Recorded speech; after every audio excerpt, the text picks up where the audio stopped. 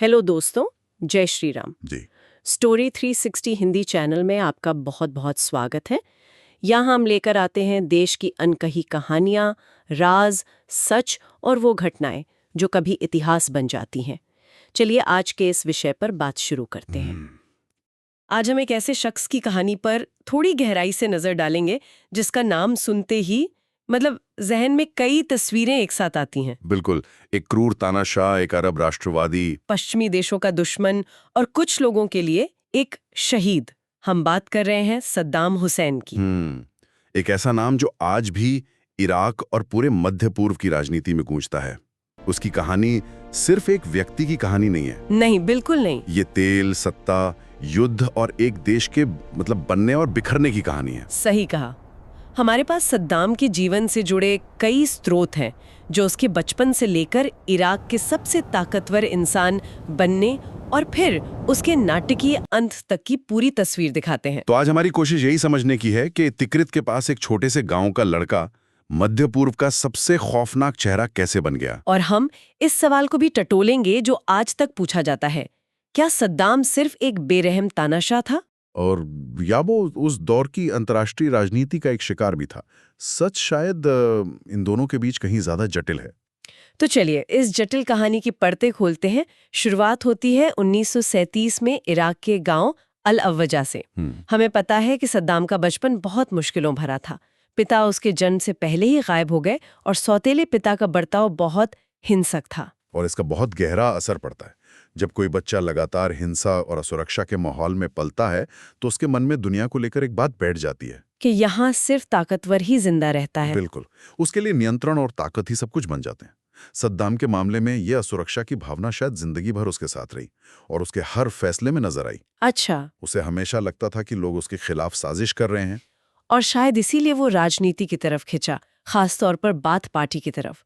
स्रोतों में जिक्र है कि ये पार्टी अरब राष्ट्रवाद और समाजवाद की विचारधारा पर बनी थी। हाँ। तो उस दौर में अरब राष्ट्रवाद का असल मतलब क्या था? क्या ये सिर्फ एक राजनीतिक नारा था? नहीं, ये एक बहुत शक्तिशाली सपना था। इसका मतलब था कि सारे अरब देश पश्चिमी प्रभाव से आजाद होकर एक ताकतवर संघ बनाएंगे। और बगदाद उसका केंद्र होगा? हाँ, बाथ पार्टी का सपना था कि बगदाद इस नए अरब जगत का केंद्र बने। तो सद्दाम जैसे महत्वाकांक्षी नौजवान के लिए यह सपना सत्ता तक पहुंचने का एक जरिया था। और उसने सत्ता तक पहुंचने के लिए सिर्फ इंतजार नहीं किया। 1959 में उसने इराकी प्रधानमंत्री की हत्या की कोशिश की। हाँ, एक बहुत बड़ा कदम था वो, जिसमें वो नाकाम रहा और उसे देश छोड़कर भागना पड़ा। हाँ, लेकिन ये घटना बहुत कुछ बताती है। ये दिखाती है कि सद्दाम शुरू से ही सत्ता के लिए बड़े से बड़ा जोखिम लेने को तैयार था। वो जानता था कि ताकत आराम से नहीं मिलती। कुछ साल बाद वो वापस लौटा और 1968 में बाथ पार्टी ने एक तख्ता पलटकर सत्ता पर कब्जा कर लिया। पर दिलचस्प बात यह है कि उस वक्त सद्दाम सबसे बड़ा नेता नहीं था। नहीं, उसका रिश्तेदार अहमद हसन अल बकर राष्ट्रपति बना। तो फिर सद्दाम असली ताकत कैसे बना? उसने सबसे होशियारी वाला काम किया।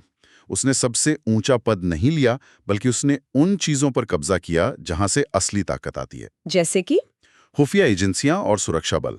उसने पर्दे के पीछे रहकर एक ऐसा नेटवर्क बनाया जो पूरी तरह से उसके प्रति वफादार था, और वो एक एक करके अपने विरोधियों को रास्ते से हटाता गया। ये थोड़ा अजीब लगता है। बाथ पार्टी के बाकी बड़े नेता क्या कर रहे थे? क्या उन्हें ये खतरा नहीं देखा? उन्होंने देखा होगा, लेकिन शायद वो उसकी क्रूरता और चालाकी का सही अंदाजा नहीं लगा पाए। सद्दाम ने डर का एक ऐसा माहौल बना दिया था कि कोई कुछ बोल ही ना पाए। हाँ, जब आपके आसपास के लोग अचानक गायब होने लगें या दुर्घटनाओं में मारे जाने लगें, तो ज्यादातर लोग चुप हो जाते हैं। उसने 1968 से 1979 तक पूरे एक दशक तक इंतजार किया और अपनी पकड़ मजबूत की। बिल्कुल। और फिर आया 1979, जब उसने आधिकारिक तौर पर राष्ट्रपति का पद संभाला। और यहां से सद्दाम का वो रूप सामने आता है जिसे दुनिया जानती है। सत्ता में आते ही उसका पहला काम था पार्टी के अंदर सफाई करना। यह घटना तो किसी फिल्म के सीन जैसी लगती है। वो है ही। उसने पार्टी के बड़े नेताओं की एक मीटिंग बुलाई जिसका वीडियो भी बनाया गया। वो मंच पर गया और उसने एक लिस्ट से उन लोगों के नाम पढ़ने शुरू किए जिन पर गद्दारी का इल्जाम था। और जिनके नाम पुकारे जाते थे, उन्हें सुरक्षा गार्ड उसी मीटिंग हॉल से घसीटकर बाहर ले जाते। ये सिर्फ विरोधियों को हटाना नहीं था, ये बाकी बचे हुए लोगों के जहन में हमेशा के लिए खौफ भर देना था। संदेश साफ था, मेरे खिलाफ सोचने का अंजाम भी मौत है।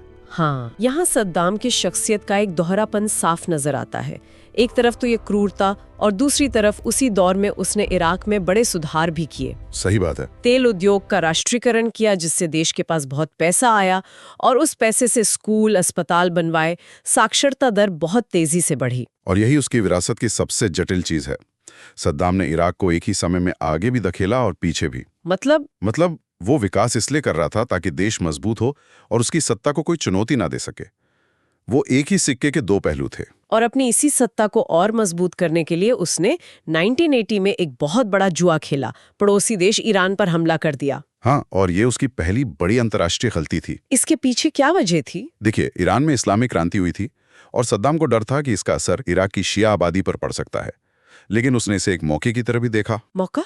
कैसा मौका? ईरान क्रांति के बाद अंदरूनी तौर पर कमजोर था और सद्दाम को लगा कि वो एक तेज जीत हासिल करके अरब दुनिया का नया हीरो बन जाएगा। ये एक सोचा समझा जुआ था जो बुरी तरह गलत हो गया। हाँ, बहुत बुरी तरह। ये युद्ध एक विनाशकारी गतिरोध में बदल गया, जिसमें लाखों लोग मारे गए और दोनों देशों की अर्थव्यवस्थाएं तबाह हो गईं। और इसी दौरान हलाब्जा शहर की वो भयानक घटना हुई। हलाब्जा 1988 में वहां कुर्द आबादी पर रासायनिक हथियारों से हमला किया गया। हजारों आम नागरिक, औरतें, बच्चे सब मारे गए। इस एक घटना ने तो उसे अंतर्राष्ट्रीय स्तर पर एक राक्षस के रूप में स्थापित कर दिया। भले ही ईरान इराक युद्ध के दौरान अमेरिका समेत कई पश्चिमी देश इराक का समर्थन कर रहे थे, लेकिन हलाब्जा के बाद उसकी छवि हमेशा के लिए बदल गई। तो ईरान के साथ 8 साल की जंग ने इराक को आर्थिक रूप से पूरी तरह खोखला कर दिया। देश पर भारी कर्ज था। ऐसे में कोई भी सोचेगा कि अगला कदम शांति की तरफ होगा, लेकिन सद्दाम ने कुछ और ही सोचा। 1990 में उसने कुवैत पर हमला करके उस पर कब्जा कर लिया, जिससे स्रोत उसकी सबसे बड़ी भूल बताते हैं। बिल्कुल। ये एक हताशा भरा कदम था। उसे पैसों की सख्त जरूरत थी। उसे लगता था कि कुवैत ज्यादा तेल निकालकर कीमतें गिरा रहा है और इराक का नुकसान कर रहा है। हाँ, और उसे अपनी ताकत का गलत अंदाजा हो गया था। उसे लगा कि ईरान युद्ध में अमेरिका ने उसका साथ दिया था, तो अब भी दुनिया कुछ नहीं कहेगी। लेकिन इस बार दुनिया ने प्रतिक्रिया दी, और बहुत सख्ती से। बहुत सख्ती से। अमेरिका के नेतृत्व में एक बड़ा सैन्य गठबंधन बना और 1991 में खाड़ी युद्ध शुरू हुआ। इराकी सेना कुछ ही हफ्तों में हार गई। इस हार का नतीजा सिर्फ सैन्य नहीं था, बल्कि उससे कहीं ज्यादा भयानक था। हाँ, संयुक्त राष्ट्र ने इराक पर बहुत कड़े आर्थिक प्रतिबंध लगा दिए। इन प्रतिबंधों का आम इराकी लोगों की जिंदगी पर क्या असर पड़ा? असर विनाशकारी था। आप ऐसे समझिए कि 1990 का पूरा दशक इराकी लोगों के लिए एक भयानक सपना था। महंगाई आसमान छू रही थी, लोगों की नौकरियां चली गईं और स्वास्थ्य व्यवस्था पूरी तरह चरमरा गई। अस्पतालों में दवाइयों के बिना बच्चे मर रहे थे। एक पूरी पीढ़ी गरीबी और भूखमरी में पली बढ़ी। और इस सब के बीच सद्दाम और उसका परिवार महलों में ऐशो आराम से जी रहा था। इससे तो देश के अंदर उसके प्रति नफरत और बड़ी होगी। बहुत ज्यादा। लेकिन उसके खौफ के आगे कोई कुछ बोल नहीं पाता था। और इसी दौर में ये कहानी भी शुरू हुई कि इराक गुप्त रूप से विनाशकारी हथियार यानी WMDs बना रहा है। यही वो मुद्दा था जो आखिरकार उसके अंत का कारण बना। हाँ, 9/11 के हमलों के बाद अमेरिका का दुनिया को देखने का नजरिया पूरी तरह बदल गया था। सद्दाम हुसैन को एक ऐसे खतरे के तौर पर पेश किया जाने लगा जिसे हटाना जरूरी था। और WMDs का दावा इसी अभियान का केंद्र बन गया। बिल्कुल। हालांकि बाद में इराक में ऐसे कोई हथियार नहीं मिले। और फिर 2003 में इसी दायरे को आधार बनाकर अमेरिका और उसके सहयोगियों ने इराक पर फिर हमला कर दिया। इस बार लक्ष्य सरकार बदलना था। और कुछ ही हफ्तों में बगदाद पर कब्जा हो गया और सद्दाम की 24 साल की सत्ता ताश के पत्तों की तरह ढह गई। यह एक युग का अंत था। बगदाद में सद्दाम के बुतों को गिराते हुए लोगों की तस्वीरें पूरी दुनिया ने देखी। कई इराकियों के लिए ये आज़ादी का पल था, लेकिन ये एक भयानक दौर की शुरुआत भी साबित हुआ।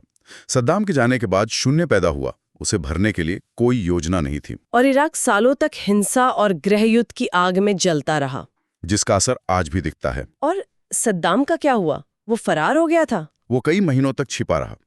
फिर दिसंबर 2003 में अमेरिकी सैनिकों ने उसे तिक्रित के पास एक छोटे से भूमिगत बंकर से पकड़ा। स्पाइडर होल से। हाँ, स्पाइडर होल से।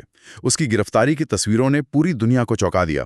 एक समय का ताकतवर, अकड़ कर चलने वाला शासक अब एक उलझे बालों वाला, थका हुआ, हारा हुआ कैदी था। कहते हैं कि जब सैनिकों ने उससे पूछा कि वो कौन है तो उसने कहा था, मैं सद्दाम हुसैन हूँ, इराक का राष्ट्रपति। हाँ, उस हाल में भी वो अपनी सत्ता की पहचान नहीं छोड़ रहा था।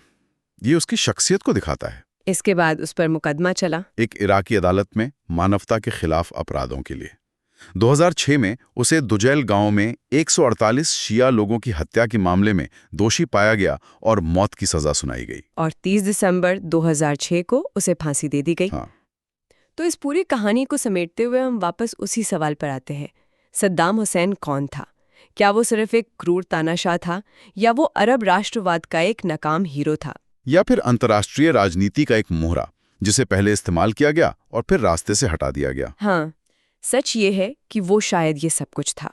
वो यकीनन एक क्रूर शासक था जिसने अपने ही लोगों पर बेहिसाब जुल्म किए, इसमें कोई शक नहीं है। लेकिन ये भी सच है कि शीत युद्ध के दौरान और ईरान इराक युद्ध में उसे पश्चिमी ताकतों ने एक मोहरे के तरह इस्तेमाल किया। जब वो उनके काम का था तो उसकी क्रूरता को नजरअंदाज किया गया, जब वो खतरा बन गया तो उसे हटा दिया गया।